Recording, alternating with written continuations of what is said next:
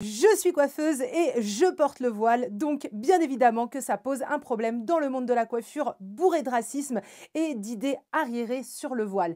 Car je suis coiffeuse et je porte le voile, donc bien évidemment que je n'ai pas pu faire d'apprentissage en salon de coiffure comme tout le monde. Je suis coiffeuse et je porte le voile, donc bien évidemment que quand j'ai appelé une école de coiffure à 4000 € l'année, que j'étais prête à payer de ma poche, on m'a dit « il n'y a pas de souci pour votre voile, on comprend tout à fait et on respecte complètement. Faudra juste l'enlever à l'entrée de l'école. » Ha, ha, ha. Il y a des gifles qui se perdent des fois. Je suis coiffeuse et je porte le voile, donc bien évidemment que j'ai un parcours atypique où j'ai dû beaucoup me débrouiller seule pour arriver où j'en suis dans la coiffure et que ça n'a pas été toujours facile.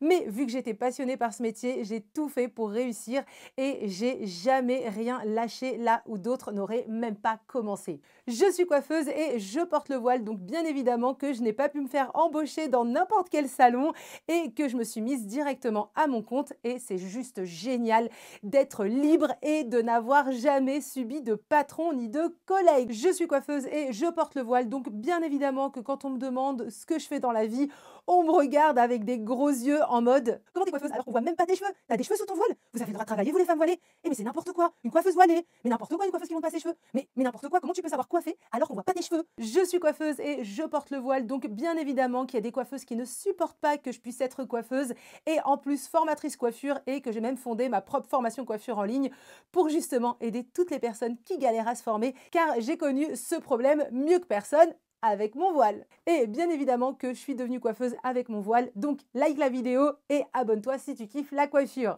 Bien évidemment, je suis devenue coiffeuse avec mon voile et j'ai passé mes examens avec mon voile et que je sais que j'ai subi de la discrimination aux examens. Qu'on m'a dit que le voile n'était pas une tenue professionnelle aux examens alors que j'étais super bien habillée, mais j'ai quand même eu mes diplômes du premier coup.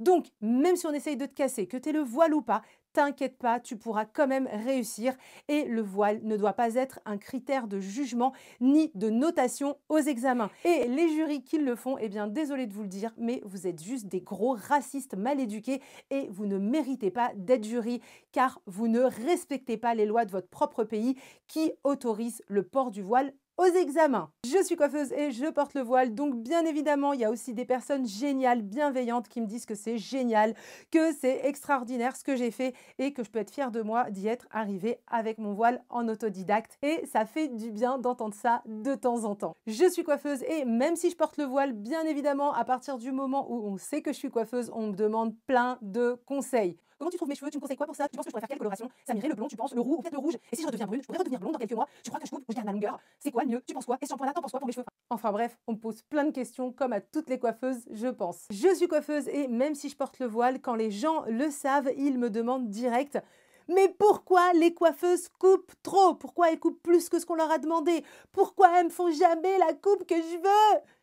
Un jour, sérieux, j'ai été envahie de ces questions à une réunion d'entrepreneurs. C'était juste incroyable le nombre de personnes traumatisées par les coiffeuses qui sont venues se plaindre à moi, quoi. J'étais là en mode, mais c'est pas de ma faute! Mais bien évidemment que même s'il y a tout ça dans la coiffure, il y a aussi d'excellentes coiffeuses à l'écoute qui respecteront ta demande et te feront même des prestations mieux que ce que tu voulais. Je suis coiffeuse et même si je porte le voile, bien évidemment que comme toutes les autres coiffeuses, quand tu es coiffeuse, on se confie à toi, tu es une vraie psychologue, tu donnes plein de conseils, tu vois tes clientes évoluer, se marier, avoir des enfants, vivre aussi des moments douloureux et tout ça, eh bien, c'est un magnifique partage dans ce métier. Bien évidemment que je suis coiffeuse, j'aime mon métier et je ne regrette vraiment pas d'être devenue coiffeuse, même avec mon voile. Et si tu veux te former à la coiffure avec une coiffeuse atypique qui te donnera le meilleur suite à son expérience, même si tu ne vois pas ses cheveux, eh bien, lis la description. Et j'espère que tu as aimé cette vidéo et si c'est le cas, surtout, abonne-toi.